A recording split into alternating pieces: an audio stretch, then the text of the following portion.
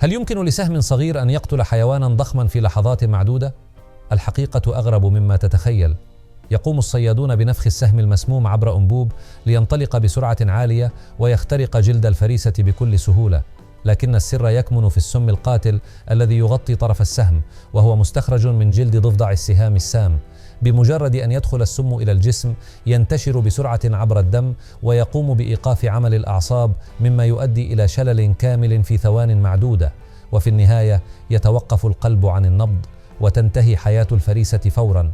هذه الطريقة الفتاكة في الصيد كانت تستخدم منذ قرون في الغابات الاستوائية من قبل القبائل المحلية.